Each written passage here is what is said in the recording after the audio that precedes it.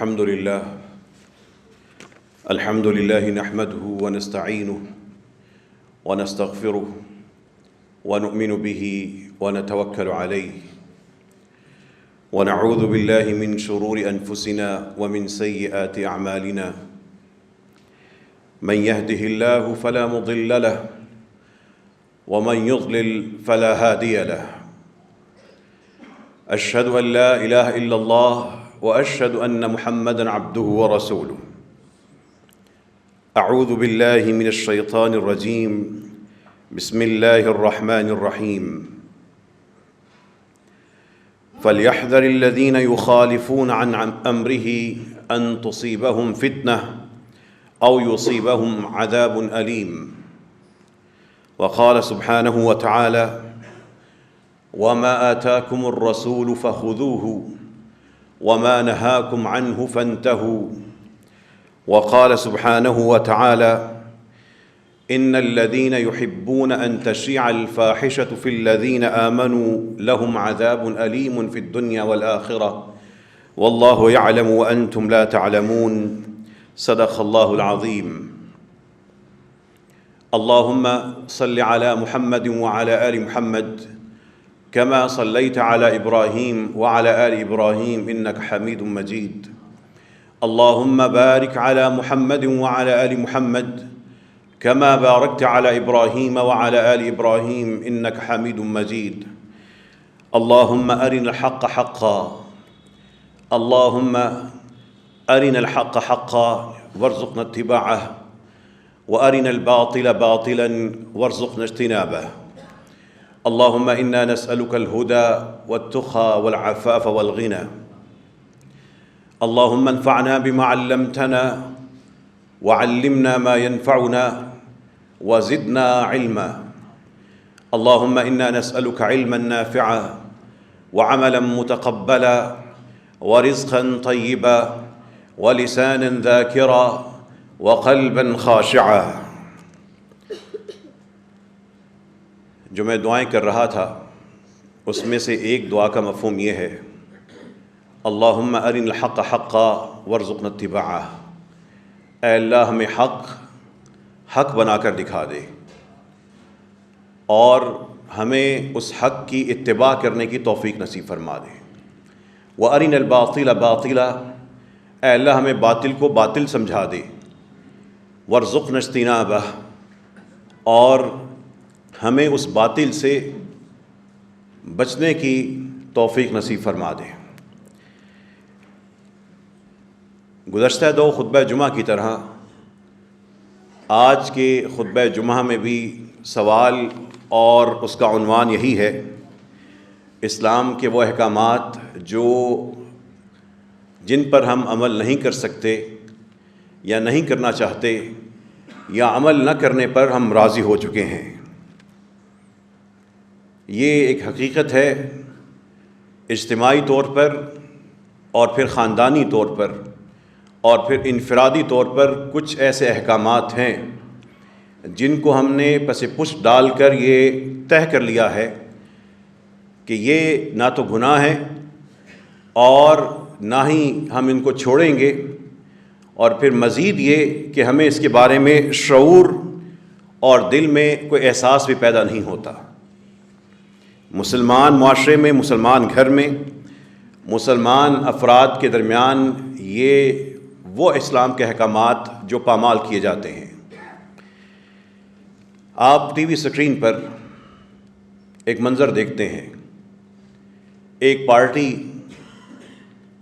یا کسی سیاسی اتحاد کے مختلف ارکان یا واضح مذہبی لیڈرز وہ پریس کانفرنس کرتے ہیں، سامنے ٹی وی کیمرہ رکھے ہوئے ہیں، چینلز اور ان کے نمائندے صحافی موجود ہیں، اور بالکل سامنے کیمرے کے سامنے کچھ مرد ہوں گے، درمیان میں گھری ہوئی 2-4 خواتین ہوں گی. یہ اس قسم کا اختلاط، اس طریقے سے کھڑا ہونا،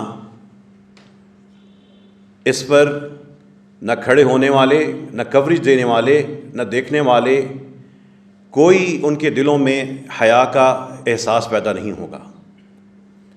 اس لیے کہ ہم اختلاط کے حوالے سے، کو کلچر کے حوالے سے، کو ایجوکیشن کے حوالے سے، اور آپس میں اکٹھی جابس کے اس کلچر کے بعد ان چیزوں کو یہ سمجھتے ہی نہیں کہ یہ اللہ کے رسول صلی اللہ علیہ وسلم کے احکامات کی مخالفت ہے۔ آپ کو ایسے ہی منظر اسی پریس کانفرنس میں، اخباروں میں، پوسٹروں میں نظر آئیں گے جب ہم سیاسی اختلاف رکھنے والوں کو، ان کی ذاتی زندگی کو، ان کو ایک تماشا بنا رہے ہوتے ہیں، اپنا حق سمجھتے ہیں کہ میں اس شخص سے متفق نہیں، اب اس کی عزت کو پامال کرنا، اس کو بدنام کرنا، اس کے خلاف ایک بیان بازی کرنا، پوسٹیں شیئر کرنا، یہ جانتا ہی نہیں کہ یہ شخص اس کے خلاف یہ عمل کرنے سے میرا صدقہ، میری خیرات، میری نمازیں، آخرت کے معاملات اس کو ملتے جا رہے ہیں۔ ہم اس سیاسی غلاظت میں اس بات پہ راضی ہیں کہ جو منہ میں آئے اپنے وزیر اعظم کو، اپنے صدر کو، اپنے چیف جسٹس کو، اپنے ججوں کو، اپنے جرنیلوں کو، اپنے علماء کو، اور جو بھی نمایاں کوئی بھی عہدہ رکھتے ہیں، بغیر سوچے سمجھے منفی بولتے جائیں۔ آپ اپنی مجلسوں کا، دوستوں کے ساتھ اپنی جو باتیں ہیں ان کا تجزیہ کر لیں۔ بطور پاکستانی ہماری زیادہ تر حصہ لوگوں کے بارے میں منفی باتیں کرنے پر مشتمل ہے، اور یہ کچھ چند افراد تک نہیں، اکثریت اس کا شکار ہو چکی۔ فارغ بیٹھے ہیں، اللہ کا ذکر تو یاد نہیں ہوگا، کوئی بات چھیڑ دے گا، کوئی سیاسی واقعہ، کوئی بیان، اور اس کے بعد نسلوں کی دھلائی شروع کر دیتے ہیں۔ جو ہم نے نہیں دیکھے، جو بیانیے ہمیں بنا کے دے دیے جاتے ہیں، پہلے کسی کو چور، ڈاکو، مجرم ثابت کیا جاتا ہے، بعد میں اس کو گارڈ آف آنر دے کر سر پہ بٹھا لیا جاتا ہے۔ ہم اس کا شکار کیوں ہیں؟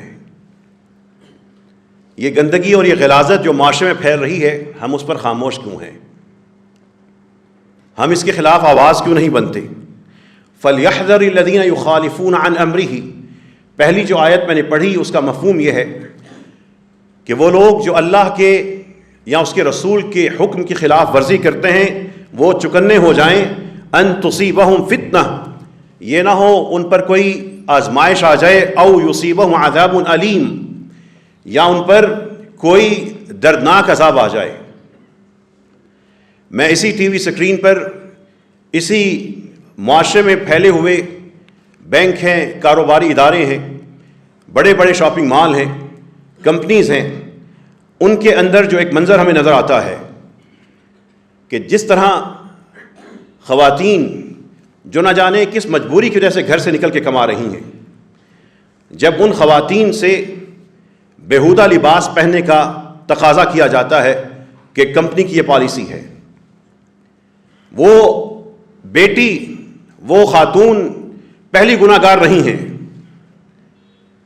پہلا گناہ گار وہ معاشرہ اور اس کا وہ مرد ہے جس کی نگاہوں کو رب نے جھکایا تھا، لیکن اس کی نگاہیں اٹھیں اور وہ شکار تلاش کرتا ہے۔ وہ کس وجہ سے نکلی؟ وہ چند ہزار کی خاطر اپنی کمپنی کے باس اور اپنی کمپنی کی پالیسی کے کہنے پر اپنا لباس کو، اپنے پردے کو مختصر کر رہی ہے۔ اس کی کیا مجبوری ہے وہ جانے اور رب جانے۔ لیکن جو اتنے سینکڑوں مرد وہاں پر وزٹ کرتے ہیں، کیا وہ رسول اللہ صلی اللہ علیہ وسلم کی امتی نہیں ہیں؟ وہ جو سیلز گرل بٹھا دی گئی ہیں یا کھڑی کر دی جاتی ہیں، وہ اسکارف کے ساتھ بھی، مناسب پردے کے ساتھ بھی وہ چیز کو پکڑا سکتی ہیں، دکھا سکتی ہیں۔ یہ ہمارے اندر آہستہ آہستہ شعور کیوں مرتا گیا؟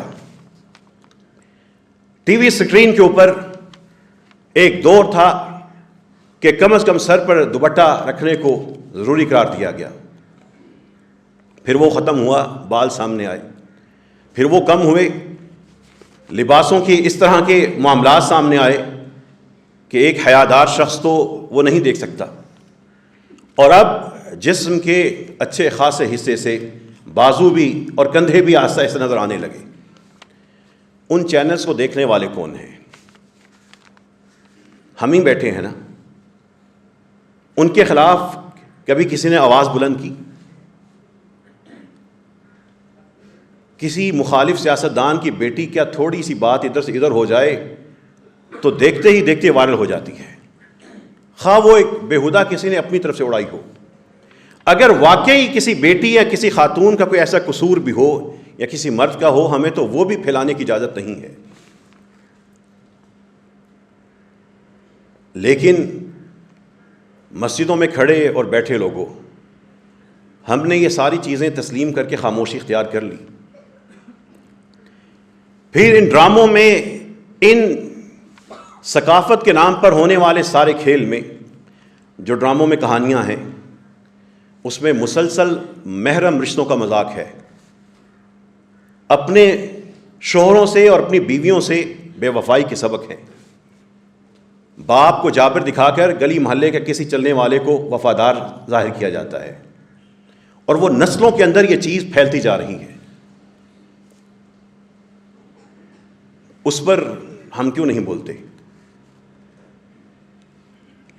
ایک ہے بے حیائی کرنا، برا کام کرنا، خود سے وہ برا کام ہونا، کسی شخص کی طرف سے وہ برا کام ہونا، یعنی وہ اس کا مجرم ہو، مرتکب ہو۔ اور ایک ہے کہ معاشرے میں ایک غلط کام ہو رہا ہے، ویڈیوز بن رہی ہیں، ڈرامے آ رہے ہیں، اور اداکاری کے نام پر بے پردہ خواتین اور بیہودہ قسم کے بدکردار مرد ذہن اور آنکھوں اور دماغ پہ چھائے ہوئے ہیں، اور اس نظام کے خلاف نفرت کی بجائے بندے کو صرف وہ چیزیں اچھی لگنا شروع ہو گئی ہیں کہ فلاں کا ڈرامہ اچھا تھا، فلاں کی ڈریسنگ ایسی تھی، فلاں اتنے کپڑوں میں اس طرح کی لگتی ہے، اور اس کو واچ کر رہا ہے، شیئر کر رہا ہے، لائک کر رہا ہے، اس کا دل اس کی طرف مائل ہے۔ اس کے بارے میں قرآن کی ایک آیت سن لیجئے، ان الذین یحبون ان تشیع الفاحشۃ فی الذین آمنوا، جن لوگوں کو صرف یہ بات پسند ہو کہ اسلامی معاشرے میں مسلمانوں کے درمیان اس طرح کی فاحشہ چیزیں وہ پھیلتی جائیں، ان کے لیے لہم عذاب علیم فی الدنیا والآخرہ، ان کے لیے دنیا اور آخرت میں عذاب ہے۔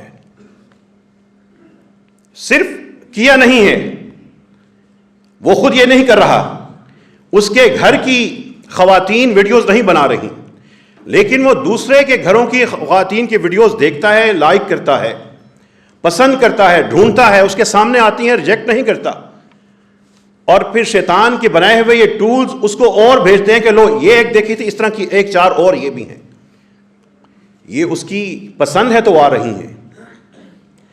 صرف جس کو یہ چیز پسند ہو کہ اہل ایمان کے اندر اس طرح یہ بدکاری پھیلتی چلی جائے، یہ برائی کے ذرائع عام ہوتے جائیں، یہ منظر عام ہوتے جائیں، قرآن کہتا ہے ان الذین یحبون ان تشیع الفاحشۃ فی الذین آمنوا لہم عذاب علیم فی الدنیا والآخرہ، جن لوگوں کو یہ بات پسند ہے کہ اہل ایمان کے اندر ایسا نظام فحاشی کا پھیلتا جائے، صرف پسند ہے، وہ کرتے نہیں ہیں، لہم عذاب علیم فی الدنیا والآخرہ۔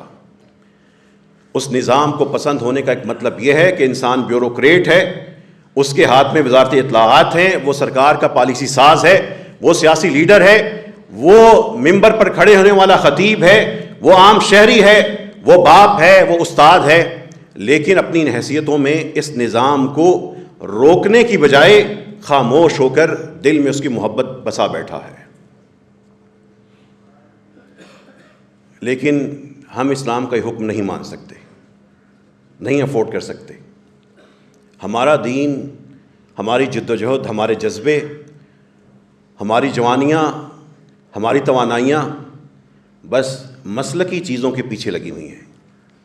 تیری آمین، میری آمین، تیرے ہاتھ ادھر، میرے ہاتھ ادھر، بس ان چیزوں کے اوپر غصہ آتا ہے، ان چیزوں پہ امام بدلتے ہیں، ان چیزوں پر پڑھتے ہیں، پھیلاتے ہیں، اور جو گناہ کبیرہ جس کی وجہ سے ہماری اپنی نسلیں برباد ہو رہی ہیں، بیٹے برباد ہو رہے ہیں، بیٹیاں برباد ہو رہی ہیں، اگلی نسل برباد اب تو ہو چکی، اب تو بربادی کے بعد مزید جو زوال کے مزید درجے ہیں اس میں جا رہے ہیں۔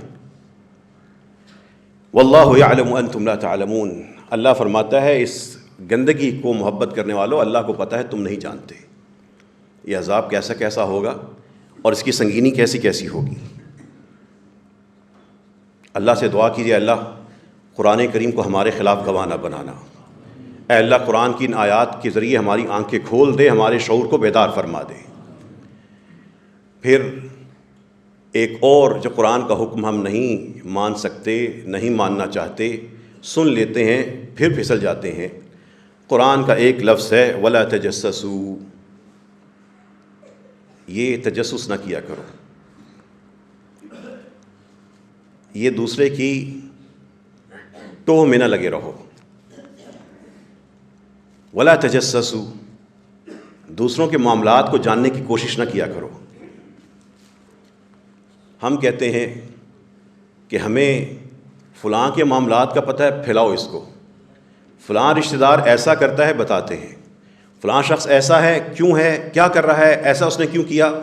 خاندانی سطح پر جو معاملات بگڑتے ہیں اور عام طور پر خواتین کا اس میں زیادہ حصہ ہوتا ہے، اس میں ایک بڑی وجہ تجسس ہے۔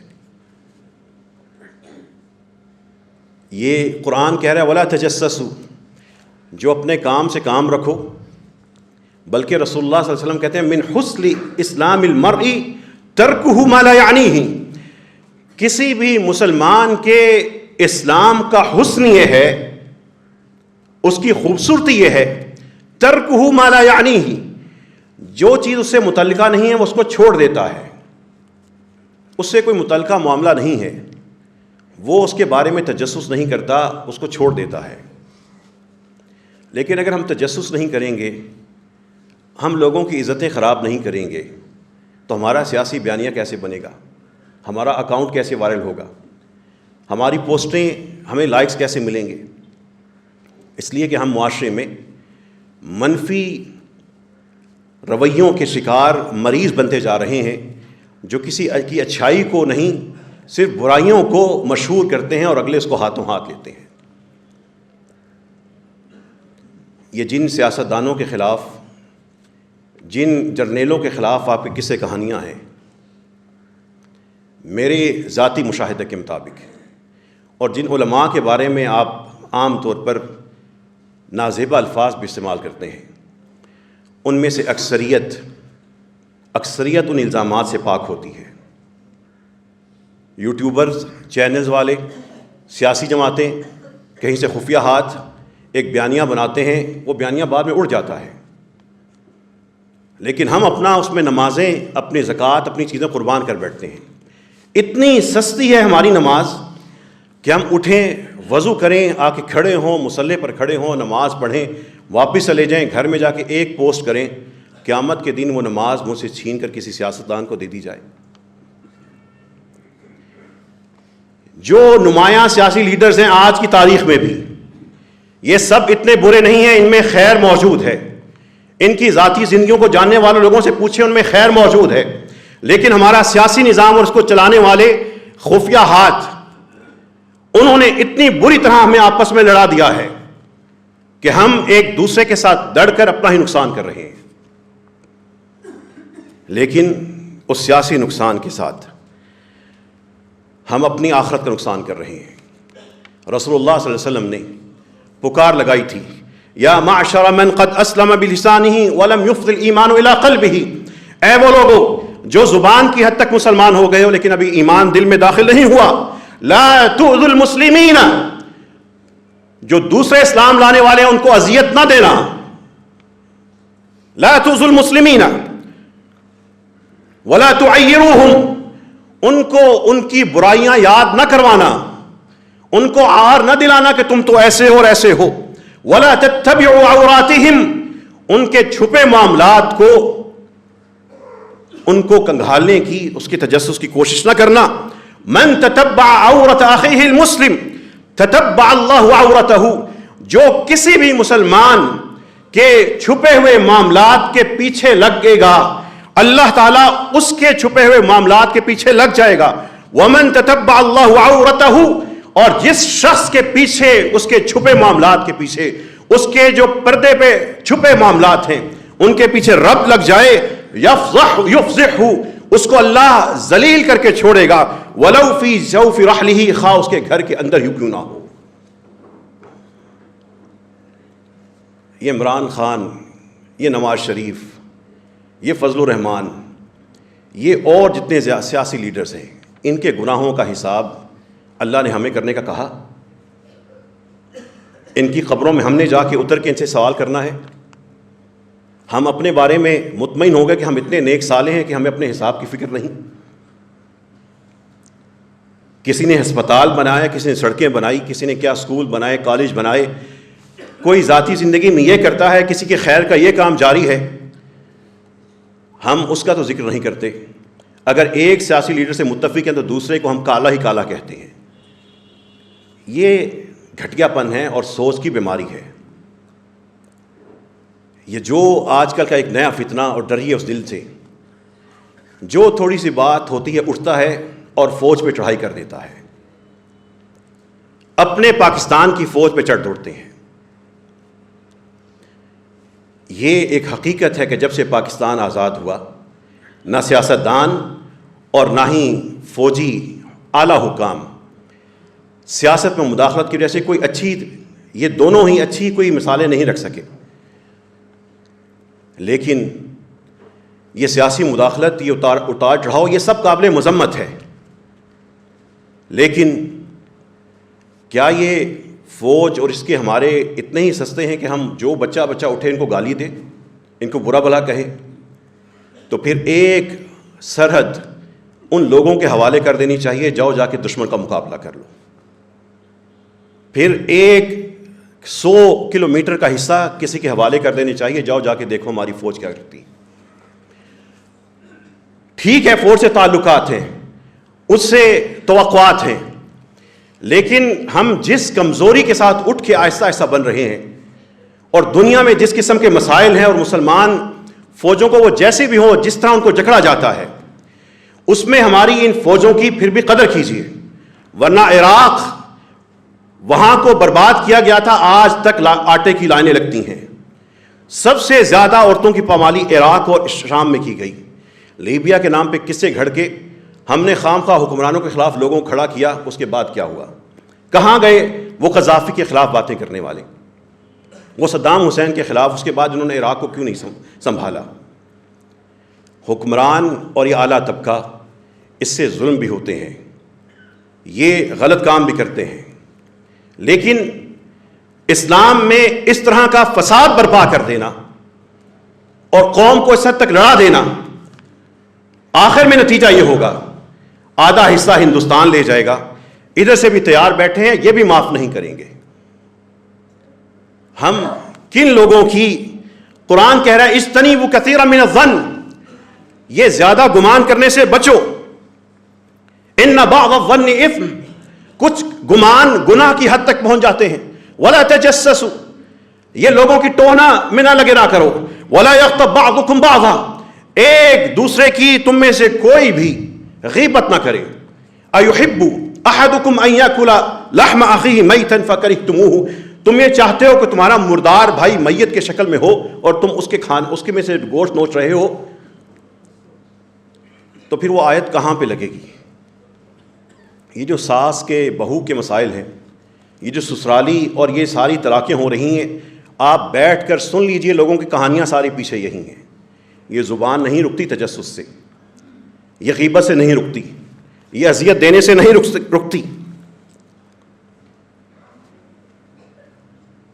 کسی بھی عالم نے آج تک یہ نہیں کہا ہوگا کہ آمین اونچی یا نیچی کہنے سے گناہ کبیرہ ہوتا ہے. جس کی جو تحقیق ہے اس پہ خالص دل سے کھڑا ہو کے جو وہ عمل کرے گا اللہ تعالیٰ قبول کر لے گا. لیکن غیبت سے، تجسس سے، یہ پوسٹوں سے، یہ لوگوں کی عزت کھیلنے سے کوئی آپ کو یہ فتویٰ نہیں دے گا کہ جو مرضی کرتے رہو تمہارے روزے، زکوٰۃ اور نیک اعمال محفوظ ہیں۔ یہ جو سلفی اور حنفی کا فرق ہے یہ نہ ہونے کے برابر ہے۔ اتنا فرق تو خود سلفی اور سلفی میں ہوتا ہے اور حنفی کے اندر بھی ہے۔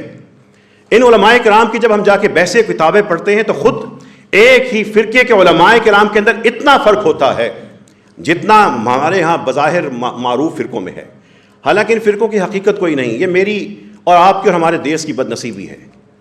ہم پیدا ہوئے تو ہم نے سوچ لیا 4 فرقے ہیں، اسی کے اندر دین اسلام ہے۔ دین اسلام اس کے اندر نہیں ہے، صرف قرآن اور حدیث میں ہے۔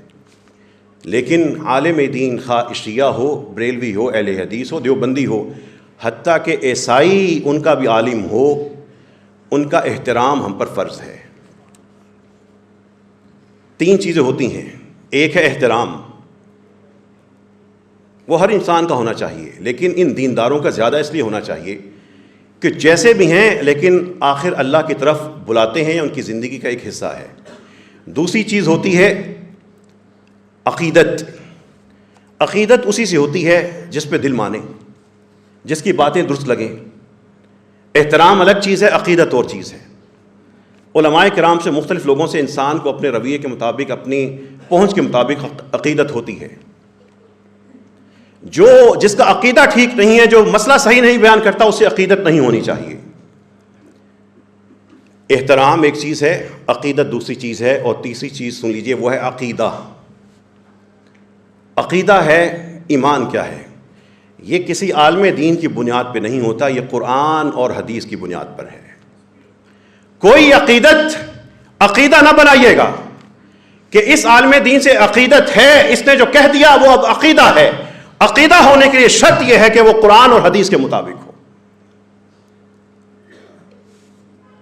یہ مولانا فضل الرحمان کی کاوش سے، سیاسی ان کا جو بھی کھیل ہو الگ بات ہے، لیکن ایک شخص نے سود کے حوالے سے ایک بڑا کام کر دیا تو اس کو سلام کرنا چاہیے، اس کی تعریف کرنی چاہیے۔ کسی نے رویت ہلال کے حوالے سے کر دیا، نظام بنا دیا اور اس کا موقف ٹھیک ہے، اس کو سلام کرنا چاہیے۔ لیکن مفتی منیب الرحمان کی باری، باقی دونوں فرقے ان کو رگڑتے رہتے تھے چونکہ وہ بریلوی تھے، حالانکہ فیصلے ان کے ٹھیک تھے۔ یہ دلوں کی دوری، زبانوں کا چلنا اور یہ رویے، سب سے پہلے تکبیر ہونے سے پہلے اس کا احساس کیجئے، یہ نماز، یہ تکبیر، یہ اذان، یہ صدقے، یہ خطبے، یہ تلاوتیں، یہ روزہ، یہ زکوٰۃ اور یہ حج، قیامت کے دن ان سیاستدانوں میں آپ کے بانٹ دیے جائیں گے۔ یہ جو سیاسی غلاظت ہے، رہائیاں ہو جائیں گی، یہ پھر ملیں گے، پھر الیکشن ہوں گے، فارمولے ہوں گے، پیچھے ایسے سارے آپس میں سسرالی، ننیالی اور ددیالی ہیں، ملے ہوئے ہیں۔ درمیان میں آپ تو فکر کیجئے، قرآن کا یہ حکم ہے وَلَا تَجَسَّسُوا، تجسس نہ کیا کرو، لیکن ہم اپنے عمل سے کہتے ہیں کہ ہم یہ افورڈ نہیں کر سکتے۔ اللہ تعالی ہمیں قرآن کے ہر عمل پہ، ہر حکم پہ عمل کرنے کی توفیق نصیب فرما۔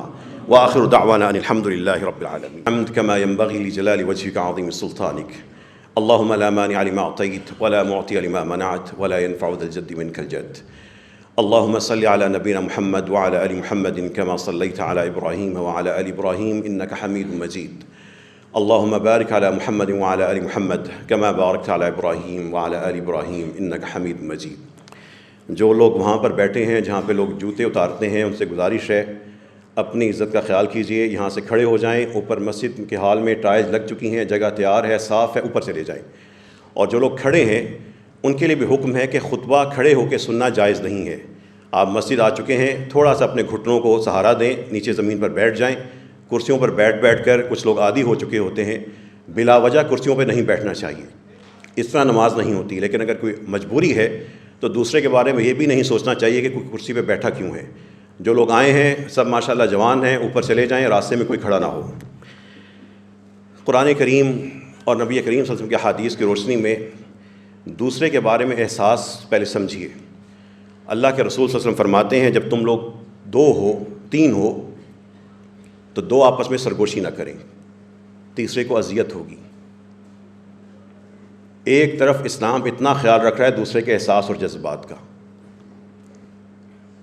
اور ہم مساجد میں تقسیم ہوتے ہیں، اس نے رفع الیدین کیا یا نہیں کیا، مسجد پہ نشان کس کا ہے؟ نیکی کا کام کرنے سے پہلے ایک بدنصیبی ہے، میں ذکر کر رہا ہوں کہ واضح مذہبی شناخت رکھنے والے لوگ فرقوں میں تقسیم ہوتے ہیں، جبکہ واضح مذہبی شناخت نہ رکھنے والے لوگ ان کی نسبت ایک زیادہ بہتر عمل نیکی کام میں شریک ہوتے ہیں۔ یہ بات دوبارہ میں دہرا دوں کہ جو واضح مذہبی شناخت رکھنے والوں کی نسبت جو واضح مذہبی شناخت نہیں رکھتے، وہ لوگ نیکی کے کام میں زیادہ بڑھ چڑھ کے شریک ہیں۔ واضح مذہبی شناخت رکھنے والوں کی بدنصیبی یہ ہے کہ وہ فرقوں میں بٹ گئے۔ وہ نیکی سے کرنے سے پہلے دیکھتے ہیں کہ فرقہ میرا ہے، جماعت میری ہے، جو یتیم میرے پاس تڑپتا آئے، جو بھوکا آئے، میں اس کا مسلک دیکھوں یا میں اس کی بھوک دیکھوں۔ جو تشدد کا شکار روتی عورت اس مسجد کے باہر آئے، میں اس سے یہ پوچھوں تیرا مسلک کیا ہے، تو میں رسول اللہ صلی اللہ علیہ وسلم کو قیامت کی جواب کیا دوں؟ جب کسی کا یہ پتہ ہو کہ یہ میرے مسلک کا نہیں دوسرے مسلک کا ہے، اور میں اس کی امداد سے ہاتھ روک دوں یا اس کی مدد سے ہاتھ روک دوں یا میں اس کے ساتھ نماز نہ پڑھوں، تو پھر یہ فرقہ واریت اور کیا ہوتی ہے؟ یہ جتنے لوگ آپ یہاں پہ آتے ہیں، آپ کا دین کسی مسلک میں نہیں ہے، صرف قرآن اور حدیث میں ہے۔ اس قرآن اور حدیث کی روشنی میں اپنی قبر کو، اپنی زندگی کو، اپنے اعمال کو سجا لیجیے۔ اپنا فرقہ اس قرآن اور حدیث پر مبنی بنا لیجیے۔ جب قرآن اور حدیث کو سامنے رکھ کے آپ فرقہ بنانے کی کوشش کریں گے، فرقہ ٹوٹ جائے گا، نکلے گا اس میں سے اسلام، اور آپ اسلام پہ کھڑے ہوں گے۔ اس میں وقت لگے گا، آپ کی محنت لگے گی۔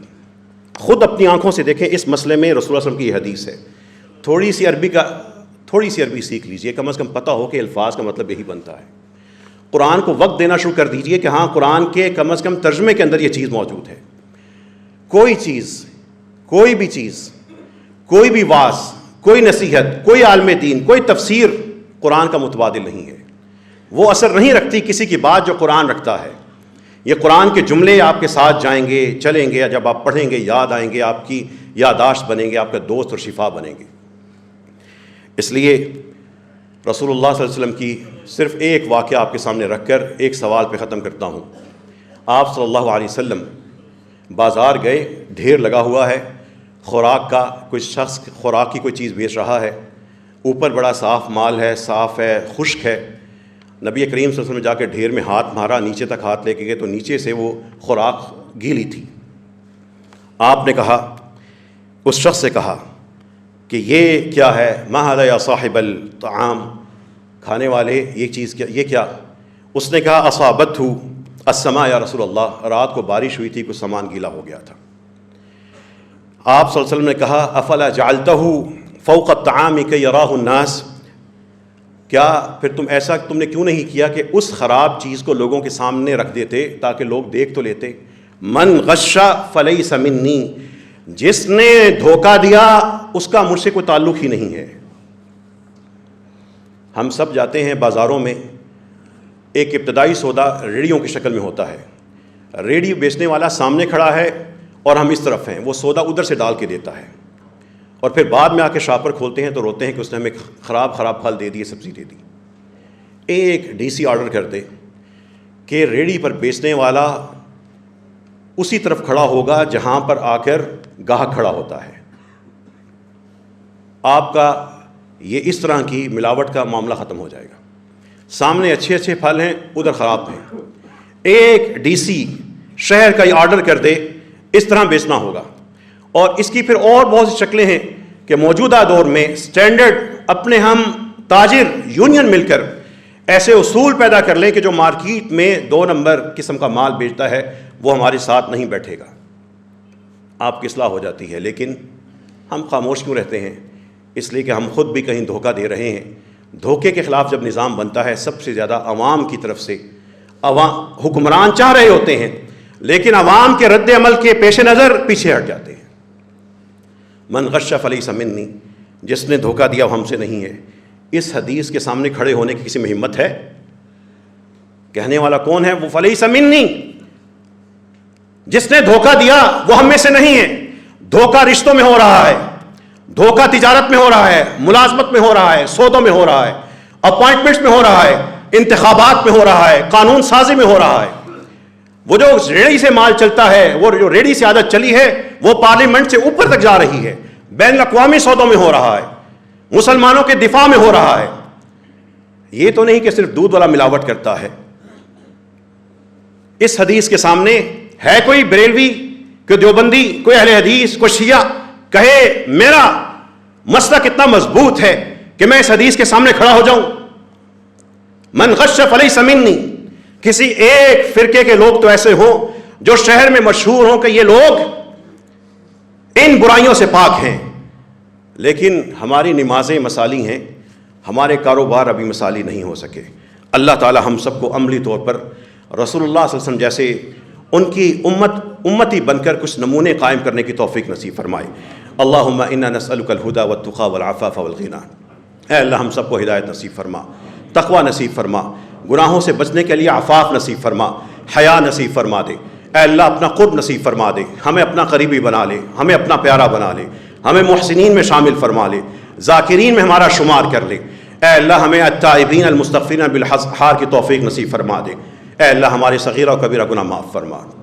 اے اللہ ہمارے پوشیدہ اور ظاہری گناہ معاف فرما دے، پرانے اور تازہ گناہ معاف فرما دے، چھوٹے اور بڑے معاف فرما دے۔ ہمیں سچی توبہ کرنے کی توفیق نصیب فرما۔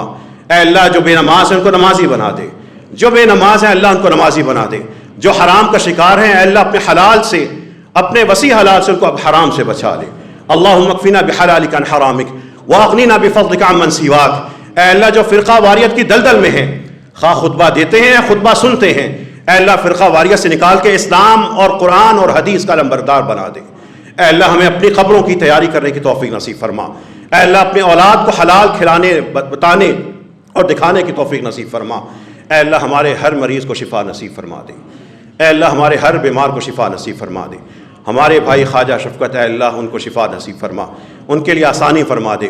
ایک بہن نے بڑی پیاری دعا کی درخواست کی ہے کہ اے اللہ مجھے ایسا رزق دے جس میں میں بانٹتی جاؤں۔ اے اللہ ہماری اس بہن کو اور تمام بہنوں کو اور تمام بھائیوں کو ایسا ہی رزق جو تیری راہ میں قبول ہو، تیری راہ میں خرچ ہو، بے حساب عطا فرما۔ یا اللہ حساب سے نہیں، بے حساب عطا فرما۔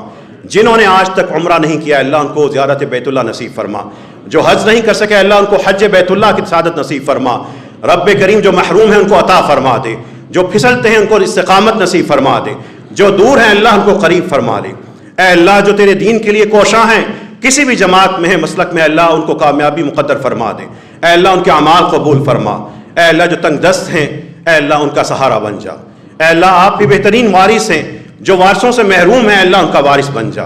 اے اللہ جو تنگ دست ہیں، تڑپتے ہیں، مسجد میں آتے ہیں، بیمار ہیں، بھوکے ہیں، بھوک کا شکار ہیں، خوف کا ہیں، اے اللہ ان کو اپنی طرف سے بے حساب رزق، سکون، امن اور اطمینان نصیب فرما دے۔ ربنا آتنا فی الدنیا حسنہ وفی الآخرۃ حسنہ وقنا عذاب النار وآخر دعوانا ان الحمد للہ رب العالمین۔